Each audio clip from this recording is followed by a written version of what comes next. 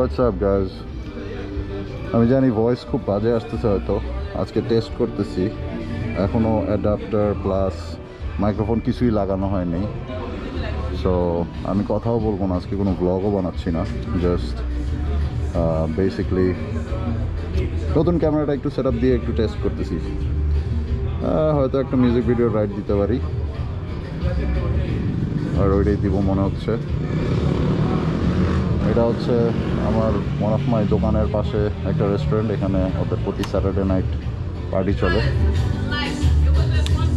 Anyways, যাই এখন রাইডে যাই, একটু রাইডটা এনজয় করো সবাই। বাংলাদেশি 1000 সিসি চালাচ্ছে বিদেশের মাটিতে, অনেক বড় ব্যাপার আমার কাছে, আর আই হোপ আমার বাংলাদেশি ভাই ব্রাদারদের কাছে। এনিওয়েজ, অ্যাডাপ্টার মাইক্রোফোন লাগাইলে তখন কথাবার্তা ক্লিয়ার বলতে পারবো অ্যান্ড এভরিথিং। বাট আপাতত এটা হচ্ছে আমার বাইক, 2012 মডেলের সুজুকি GSX-R 1000। হ্যাঁ, 1000 আবার বললাম, কারণ ব্যাপারটা অসাধারণ আর বিশ্বাস করার মতন না। তো আলহামদুলিল্লাহ এই চান্সটা পাইছি, আর অনেক কথা বলবো যখন ব্লগ বানাবো। আপাতত রাইড এনজয় করি।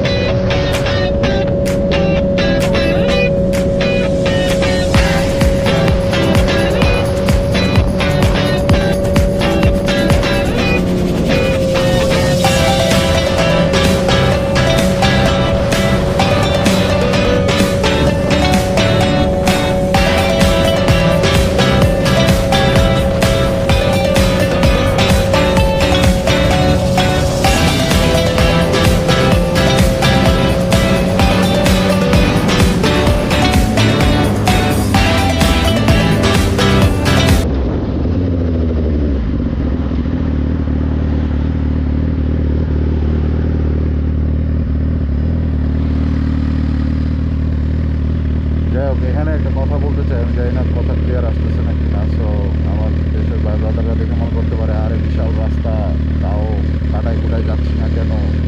তো এখানে ট্রাফিক লজ অনেক ডিফারেন্ট। এখানে লেন স্প্লিটিং, আমরা যেটা দেশে লেন ফিল্টারিং বলি, ঠিক আছে, গ্যাপ মারা বলি, ঠিক আছে, কত কিছুই বলি, কাট মারা বলি, এগুলো এখানে এভাবে চলে না। বিকজ নাম্বার ওয়ান, এখানে জায়গায় জায়গায় পুলিশ থাকে, আর লেন ফিল্টারিং মোটরসাইকেল হোক গাড়িতে হোক ইলিগাল। তো আমাকে যদি পুলিশ ধরে লেন ফিল্টারিং করতে গিয়া বা কাট মারতে গিয়া বা গ্যাপ মারতে গিয়া, সেটা কমসে কম $150 থেকে $250 একটা টিকিট হবে, ঠিক আছে। এর ওপর দিয়ে আবার অনেক ঝামেলা আছে। এর ওপর দিয়ে শুধু টিকিটও না, টিকিট তো হবে প্লাস ড্রাইভিং লাইসেন্স ফাইন কাটা যাবে, এই হবে সেই হবে।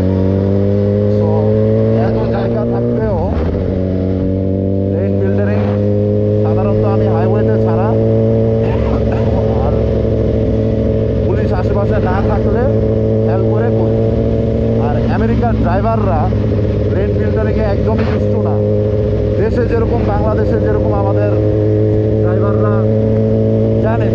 দিয়ে বাইক যাবে, এটা মুখস্থ একটা জিনিস।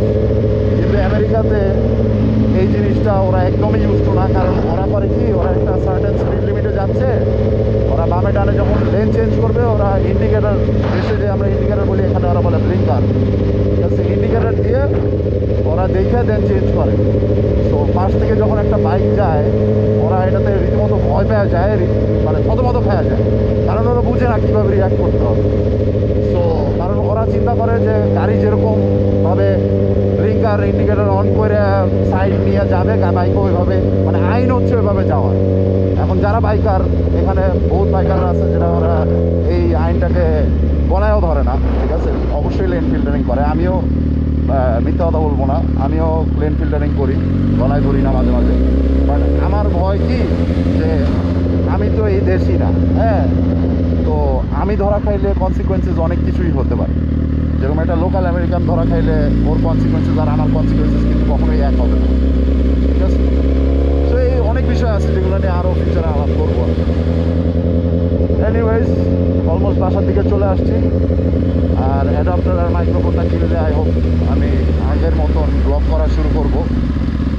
যদিও আমার এডিটিং খুবই বাজে, আগেও বাজে ছিল। আগে আমার ভাড়া করা অনেক এডিটর ছিল আর তারা যদি এই ভিডিওটা দেখে থাকে তাহলে জানবে কে। প্রথমে একজন ছিল, সেকেন্ড আরেকজন ছিল, ঠিক আছে। তো যাই হোক, লং স্টোরি শর্ট, বাসায় চলে আসছি। কালকে আবার উঠে কাজে যেতে হবে। এই হচ্ছে বিদেশি জীবন আর এই হচ্ছে অবস্থা। তো খোদা হাফেজ সবাইকে, আবার দেখা হবে সুন।